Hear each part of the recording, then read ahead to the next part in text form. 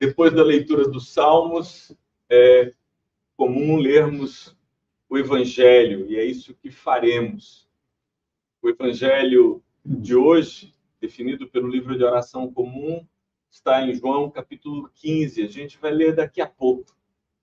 Queria já estabelecer que Fernandinho dá um recepcionista extraordinário, né? Um acolhedor. Relações públicas. Vários que foram chegando, ele foi lá para acolhê-los, abraçá-los, recebê-los. Já tem um ministério aí de acolhimento a todos que forem chegando. E a gente vai ficar de pé para fazer o que chamamos de aclamação do Evangelho. Quando anunciamos que a palavra de Jesus será lida, será anunciada, e o cântico de aclamação do Evangelho, quero nos convidar a todos para cantarmos juntos.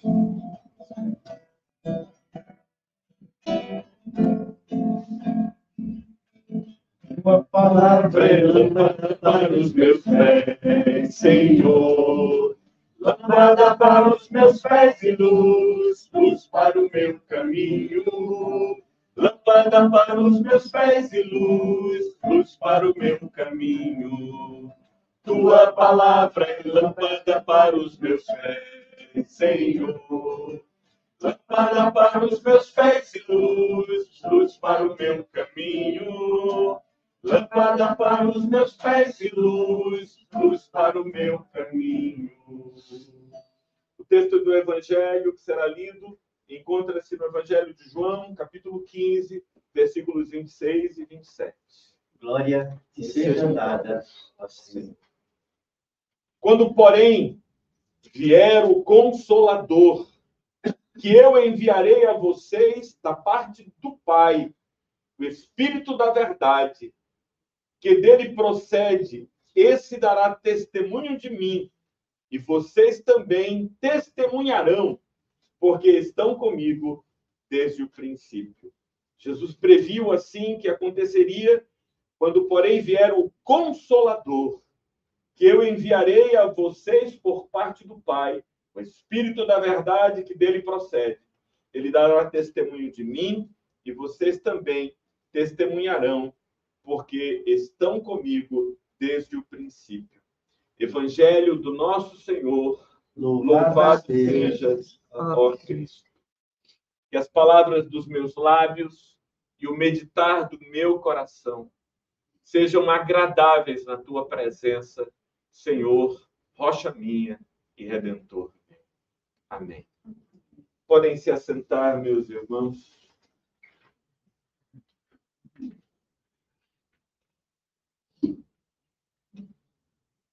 O dia de Pentecostes nos remete ao cenário de Jerusalém.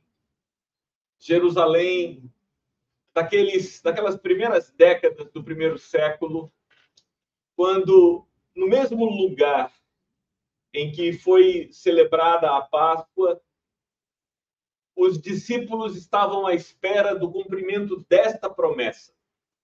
Porque 10 dias antes, Dom Filadelfo, enquanto Jesus era assunto aos céus, eles ouviram estas palavras do Senhor. Os discípulos haviam perguntado, Renato, qual seria o dia em que o reino de Deus se realizaria plenamente? Seria aquele momento, o momento em que todas as expectativas messiânicas que ao longo da história Israel havia tido se completariam?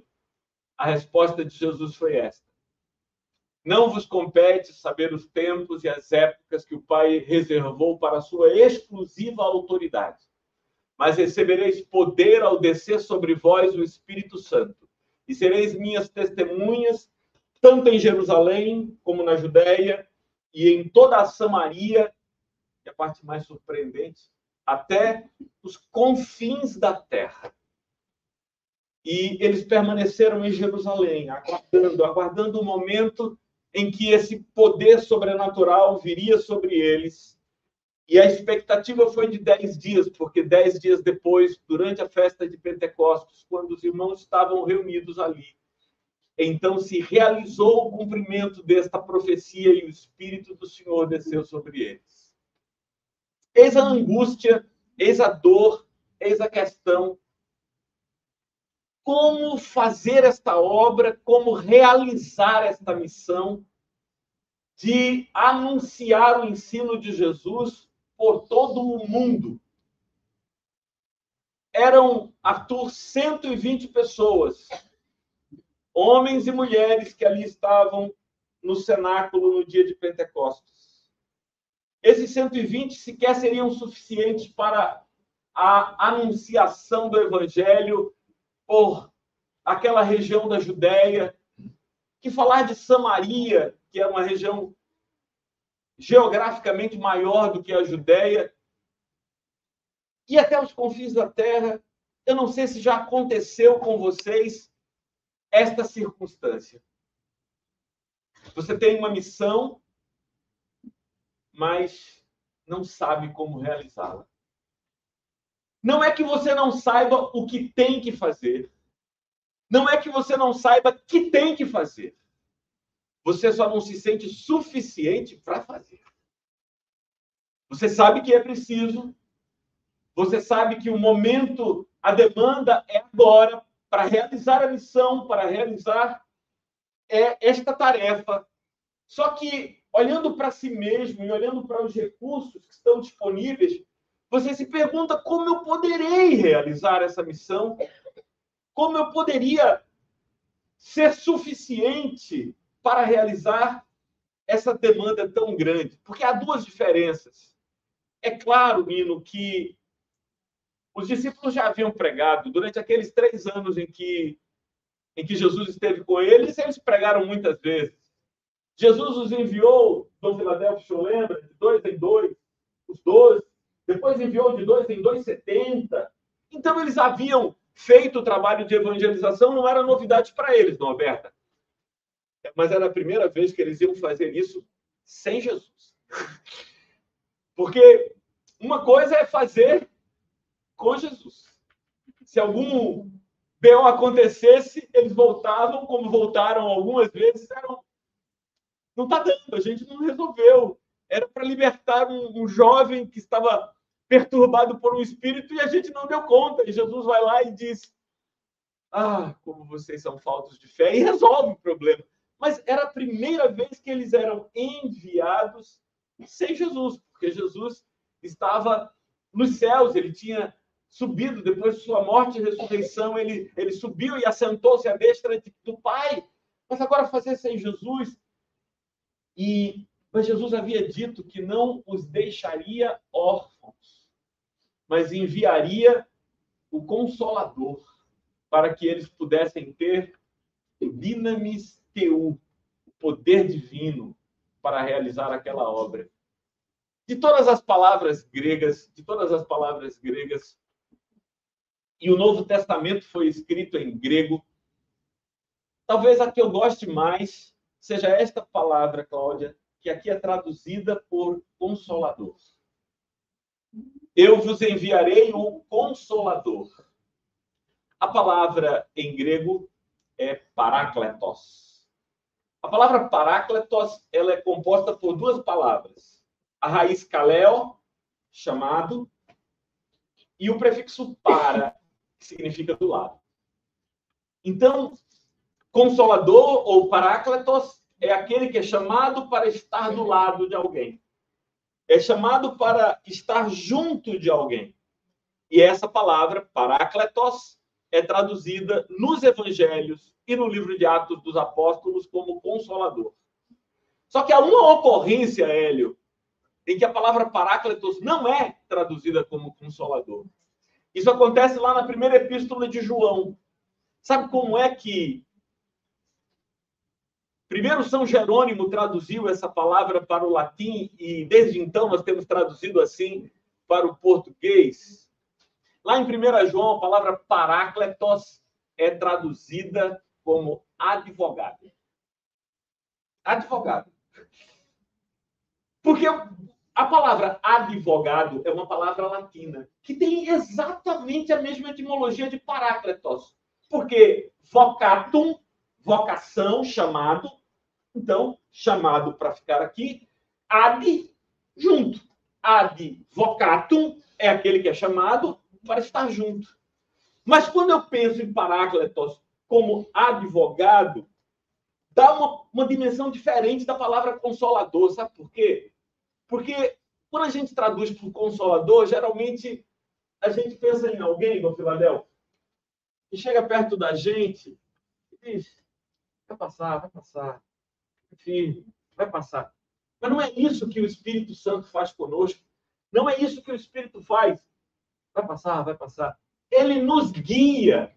Ele abre os caminhos. Ele nos enche de autoridade, de confiança, de poder para realizar a obra de Deus em nossa vida.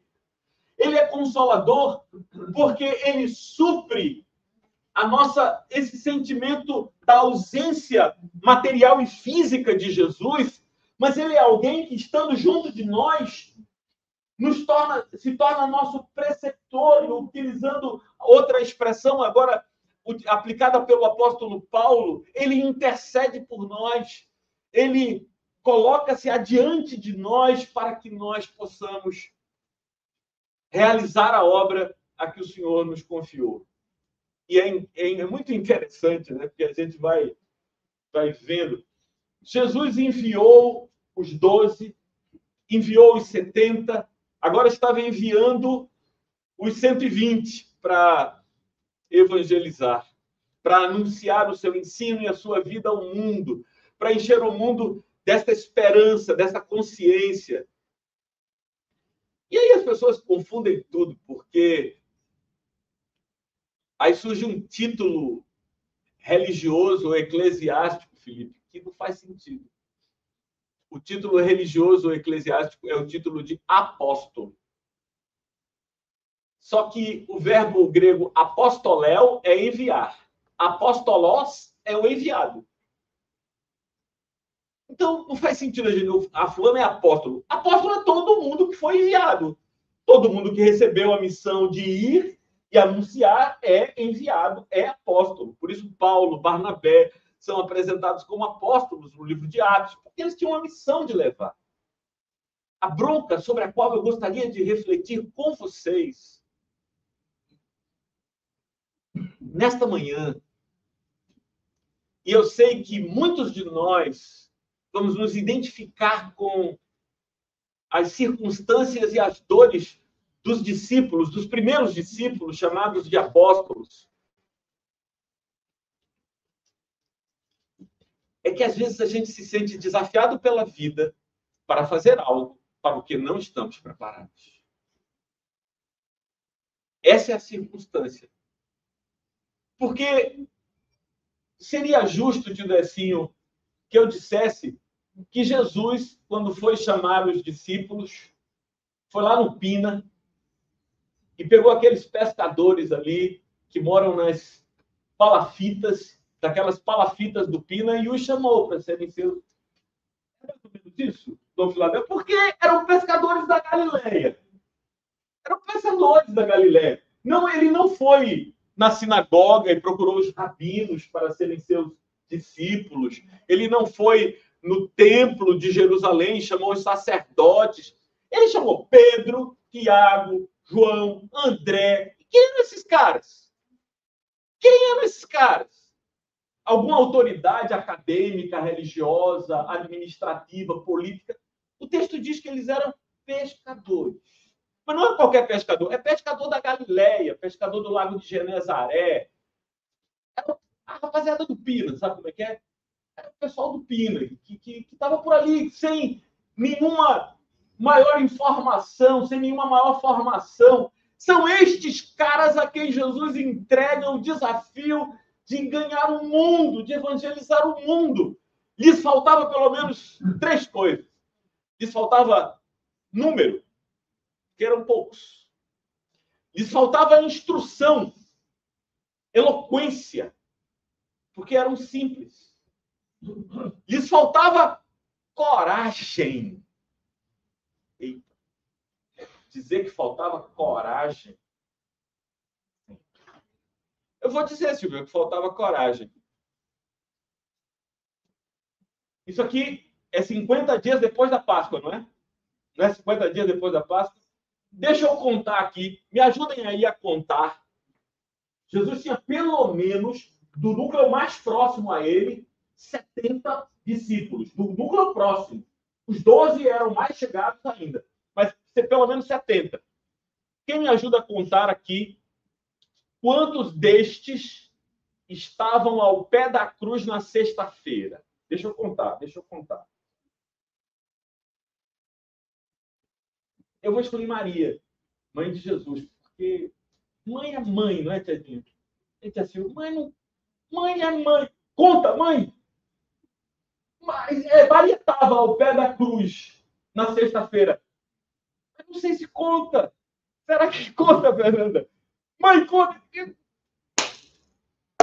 Conta, vamos lá, bora contar Maria. Porque Maria estava lá. Estava ao pé da cruz. Seu filho, preso, açoitado, humilhado e crucificado. Tem um filme que eu assisti uma vez só na vida. Eu comprei o filme. Nunca assisto mais nunca na minha vida. Eu tenho o filme, mas comprei para ter, sabendo que nunca iria assistir. Estou me referindo à Paixão de Cristo de Mel Gibson. Aquilo ali é tão barra pesada que eu achei maravilhoso o filme, porque filme feito em aramaico, os diálogos em aramaico. O negócio é tão barra pesada. Me lembro que eu levei o pessoal da igreja para assistirmos juntos e eu disse ao pessoal assim: olha, vamos assistir o filme A Paixão de Cristo e depois do filme eu vou fazer uma análise do filme, vou conversar com vocês sobre o conteúdo. Que nada. A gente assistiu o filme, acabou o filme, todo mundo apanhado, surrado. Não, tchau. Deus abençoe você. Cada um sofreu seu próprio impacto na sua casa. Não tinha clima para conversar. Mas então Maria estava lá, ao pé da cruz. E quantos mais? Dos 70, João. A gente pode continuar contando? Não, acabou. Acabou. Dos 70, que é Maria, que conta, e João. A João, Jesus disse: filho, eis aí a tua mãe. A Maria, Jesus disse: mulher, eis aí o teu filho. Tiago, Jesus sendo o primogênito de Maria, deu a João a responsabilidade que era dele de cuidar de sua mãe, depois de sua mãe. Que ele sabia que aconteceria. Por isso ele diz a João: filho, eis aí a tua mãe. E diz a Maria: mulher, eis aí o teu filho. Ele vai cuidar. Entende por que estou dizendo que está faltando coragem? Está faltando coragem? Porque o que foi que aconteceu na quinta de madrugada? Pedro disse: eu não sei quem ele é. Não, mas eu te vi andando com ele. E o que é que Pedro disse? Eu não conheço. Quando disseram pela terceira vez, Pedro disse uns palavrões. Não, cara, não foi isso não sei quem é esse cara. Eu estou falando que não faltava só número. Não faltava só eloquência, sabedoria. Faltavam aqueles que Jesus designou, faltava coragem para enfrentar os desafios, as ameaças, os perigos que se estabeleciam naquele contexto. E era para suprir todas essas carências, essas necessidades, que Jesus disse: eu vos enviarei o Consolador. Ele descerá sobre vocês e vocês receberão poder. Última palavrinha grega que eu acho que vale a pena dizer, Maninho. A palavra poder que Jesus disse em grego é dinamis. De onde vem a palavra dinamite em português? Poder. Dinamis teum, poder de Deus que vai descer sobre vocês. E haverá um poder. E hoje eu gostaria de convidar vocês a pensar comigo o seguinte. Hoje eu gostaria de dizer: é Pentecostes. Vem sobre mim, divino Consolador. Vamos repetir essa frase juntos? É Pentecostes. Vem sobre mim, divino Consolador. E não pensem em consolador no cara que dá as tapinhas, não, né? Lembrem o conceito de consolador. Consolador como aquele que se une a nós e que se junta a nós para nos impulsionar para realizar a tarefa que nos é dada. E por que nós deveríamos dizer, é Pentecostes, vem sobre nós, divino Consolador? Porque a nossa missão está diante de nós e não somos suficientes. Essa é a primeira razão. A missão que nós temos da parte de Deus está diante de nós e nós não somos suficientes. Eu fui enganado pelo texto durante a recuperação de Fernandinho, que Eugênia mandou para mim e para meus irmãos. Assim, um texto dizendo, olha, Fernandinho, para sair do hospital, ele precisa usar máscara e tal. E aí eu achei que era máscara essas máscaras que a gente usou durante a pandemia, essas máscaras descartáveis e tal. Aí eu achei que era isso. Eu fui enganado pelo texto. Que era máscara. Aí eu fiz um videozinho animando Fernandinho para botar a máscara. Fernandinho deve ter visto o vídeo que eu fiz para ele. Para animar a usar máscara. Depois eu vi a máscara qual era. Não era essa. Era barra pesada. E aí eu digo, pô, eu entendo Fernandinho, cara. Eu entendo, Fernandinho. Não é uma máscara qualquer. Não é a máscara daquela descartável que a gente... Às vezes a vida nos coloca assim, em uma situação em que a gente tem que dizer, animar, e com o quê? Qual é a força? Qual é o recurso? Qual é a energia que a gente pode ter para dar conta da missão que nos é dada? De estar ali, de orientar, de conduzir. Como eu vou fazer? Então, minha amiga e meu amigo, se você está nessa de ter uma missão diante de si e não se sentir suficiente para esta missão, porque te faltem recursos, coragem, sabedoria, o que for, é tempo de dizer, vem Espírito de Deus, é Pentecostes, vem sobre mim, divino Consolador. Em segundo lugar, deveríamos dizer isso porque as vagas das circunstâncias são poderosas e ameaçadoras. As vagas das circunstâncias são poderosas e ameaçadoras. A palavra vaga aqui é utilizada num sentido arcaico. Eu compreendo, Tatá, se você não manjar o que significa a palavra vaga. Eu mesmo demorei para entender. Heitor, eu passei 15 anos da minha vida cantando a mesma música sem ter a menor ideia do que ela queria dizer. 15 anos da minha vida, cantando a música todo mês, no mínimo. Mas eu não fazia a menor ideia do que ela significava. A música era ensinada na igreja e eu cantava. A música diz assim, vê se é fácil. Vê se é fácil. A música diz assim, se da vida as vagas procelosas são... Pronto. Eu já estou fora. Mas eu cantava. A palavra vaga nesta música significa onda. Mas não é uma onda qualquer. É aquela muralha. Sabe? Vaga, um vagalhão. É uma onda grande. E às vezes a gente vê a onda se levantando. Eu chamei de as vagas das circunstâncias se levantam diante de nós. E a gente não sabe o que fazer. É quando a onda se levanta, poderosa, isso significa procelosa, poderosa, não quebrar sobre mim. Nesse sentido, eu e Karina somos muito diferentes. Eu gosto de praia tranquila, sem ondas. Karina acha a maior graça ficar pulando nas ondas, e a onda vem, não sei o quê.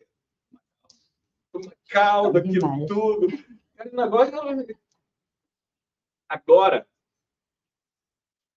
eu acho absolutamente assustadores aqueles vídeos, Fernando,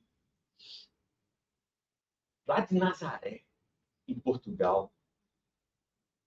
Acho que é todo mundo doido ali. Vocês já viram esses vídeos do cara surfando em ondas gigantescas? 15, 20 metros.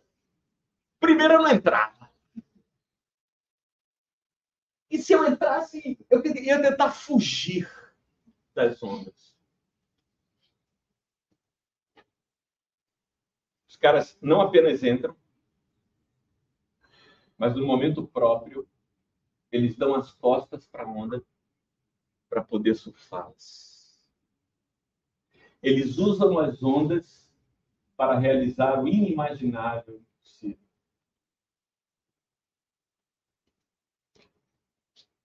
E eu tenho essa forte impressão de que o milagre, ele é exatamente a possibilidade de surfar ondas impossíveis. Compreendem? Essa possibilidade de surfar ondas impossíveis. E eu não entendia a canção, maninho, mas que ela faz sentido, faz. Ela diz assim: se da vida as vagas procelosas são, se com desalento julgas tudo vão, contas muitas bênçãos, dize-as de uma vez, e verás surpreso quanto Deus já fez. Então, quando a barra pesar, a primeira coisa que você devia fazer era retomar na memória todas as ondas pelas quais você já passou antes e sobreviveu a elas, e as enfrentou e venceu. Quantas bênçãos, dize-os de uma vez, recebidas da divina mão. Vem dizê-las todas de uma vez, e verás surpreso quanto Deus já fez. Quantas bênçãos, dize-as quantas. Isso que a gente precisa quando a gente está diante dessas ondas das circunstâncias que nos parecem imensamente maiores do que a nossa capacidade, virar na direção da praia, colocar-se de pé sobre a prancha e surfar sobre o impossível. É esse o desafio. Sem o Espírito Santo de Deus, não será realizado. Em último lugar, é Pentecostes, vem sobre nós Espírito Divino. Porque tua é a obra e eu sou o teu instrumento. Porque tua é a obra e eu sou o teu instrumento. A missão que nós recebemos do Senhor não é propriamente a nossa missão, é a missão do próprio Deus. E Ele nos usa como instrumentos nas mãos de Deus. Seria errado, Fernando, dizer que o piloto voa quando quem voa é o avião? Não, o piloto voa porque o avião é um instrumento que ele usa para voar. Seria errado, Valmir, dizer que o músico toca? Não é o violão quem toca? E por falar nisso, Hélio, ontem a gente assistiu, né, minha? O Yamandu Costa tocando. Aquilo ali, ele tem 10 dedos na mão esquerda, né? 10 dedos na mão. O Yamandu Costa. Quer dizer, é quem toca. É Yamandu ou é o violão de 7 cordas? Quem toca é Valmir ou o violão? É ele que toca. Porque o violão é instrumento para tocar. Deixa eu te dizer uma coisa, em nome de Jesus agora. Eu sei que o desafio na tua vida pode ser muito grande. Pode ser imenso, pode ser maior do que você se sente capaz de realizar. Mas lembra de uma coisa. Lembra de uma coisa. Quem vai fazer é Deus. Você será instrumento dele para essa missão. O Espírito Santo veio sobre os irmãos que estavam no cenáculo e houve uma manifestação miraculosa. Eu acho tão bonito, Cláudia, que o texto diz que sobre os 120 se estabeleceu uma labareda de chama na cabeça de cada um. Porque Em certo sentido, o Pentecoste é coletivo, mas a experiência é individual. Cada um recebeu uma chama, uma labareda de fogo na sua cabeça, teve uma experiência especial. E aí começaram a dizer, que história é essa que esse pessoal está falando em outras línguas e coisa estranha e tal? E aí Pedro se levantou e disse, peraí, não confundam as coisas. E Pedro disse uma frase que faz muito sentido, pelo menos fazia naquela época, acho que ainda faz sentido. Ele dizia, nós não estamos bêbados, ainda é 9 da manhã. Eu acho que faz sentido. O Pedro começa o discurso assim, né? Nós não estamos bêbados, ainda 9 da manhã. E aí ele começa, e ele faz um discurso tão extraordinário, tão poderoso, tão cheio de graça. O texto de Atos, no capítulo 2, diz que naquele dia 3.000 pessoas entregaram a sua vida a Jesus e tornaram-se seguidores do Evangelho. Pedro pôde realizar a obra que o Senhor colocou nas mãos dele. E aí eu digo isso para concluir a minha mensagem. Bom, a obra do Senhor foi feita. Aqueles 120 que ouviram, e sereis minhas testemunhas em Jerusalém, na Judéia, em Samaria, até os confins da terra. Essa obra foi realizada. E hoje, 2000 anos depois, 28% da população mundial se afirma cristã. Cristãos são 2,2 bilhões de seres humanos sobre a face da Terra. A obra de evangelização, Heitor, foi feita. Mas eu não acho que o mundo está muito melhor por causa disso. Infelizmente, alguma coisa deu errado no processo. Porque 1/3 da população mundial é cristã, mas o mundo não está muito melhor. E sabe por quê? Eu tenho minhas razões. Porque eles receberam poder para falar. Mas o que fizeram para si e não para Deus. Em segundo lugar, eles fizeram do seu modo e não do modo que Jesus determinou. O modo que Jesus determinou que nós vivêssemos é tal que, se eu pudesse explicar a vocês, vocês diriam, é impossível. É impossível. Essa cruz que eu carrego comigo é é a cruz franciscana. E São Francisco de Assis foi um desses doidos da história. Norberta, essa é a loucura de São Francisco. A loucura de São Francisco é que ele leu o Evangelho de Mateus e não fez o que eu e você fizemos. Porque o que a gente faz, Fernanda, quando a gente lê o Evangelho de Mateus? O Sermão da Montanha, por exemplo, Mateus de 5 a 7. A gente sabe o que a gente faz? A gente diz assim, Heloísa, que lindo. Não andeis ansiosos pela vossa vida, quanto ao que é vez de comer ou beber. Olhem para as aves dos céus, elas não plantam, não colhem, nem ajuntam em celeiros. Não valeis vós muito mais do que as aves dos céus? E por que estáis ansiosos, dizendo com que nos vestiremos? Olhem para os lírios do campo, eles não costuram nem tecem, mas eu vos afirmo que nem mesmo Salomão, em toda a sua glória, se vestiu como qualquer um dos lírios do campo. Se Deus veste assim o lírio do campo, que hoje existe, amanhã lançado no forno, quanto mais a vós outros, homens de pequena fé, busquem a Deus e a sua justiça, e todas as outras coisas vos serão acrescentadas. Aí a gente olha isso e diz, São Francisco diz, eu vou ver desse jeito. Ele está dizendo que não é para acumular e eu não vou acumular. Ele está dizendo que é para viver feito passarinho que todo dia recebe a comida e eu vou viver. Não é doido?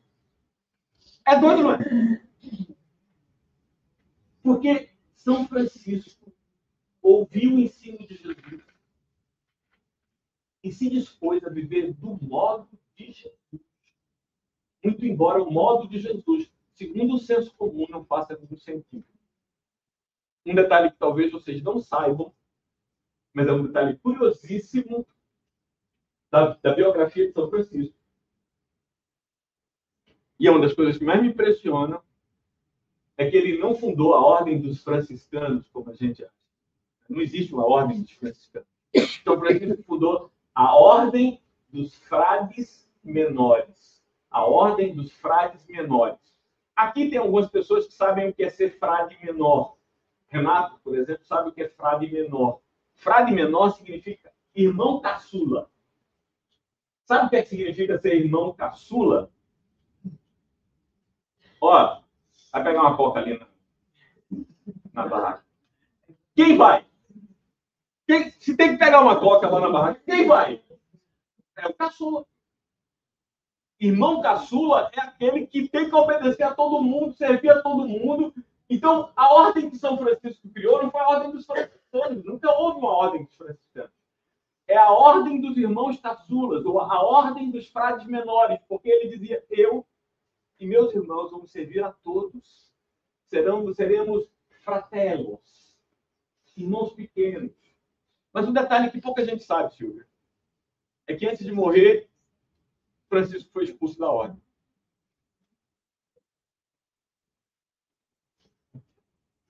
Antes de morrer, ele não foi expulso. Ele mesmo se expulsou. Porque ele tinha ido em viagem para terminar com as guerras das cruzadas. Ele queria acabar com as cruzadas, ele foi até lá. E aí, quando ele voltou 17 anos depois, aí ele chegou lá em Assis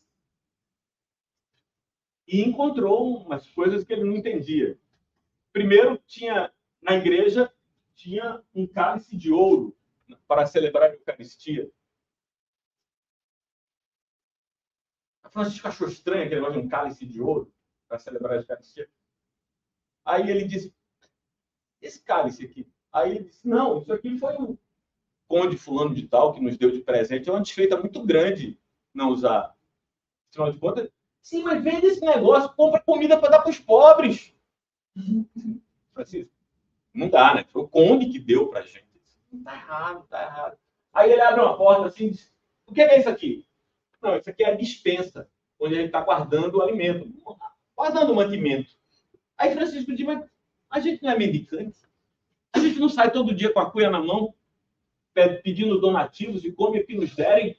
Francisco, quando você saiu daqui, nós éramos 80. Desses 17 anos, a ordem cresceu.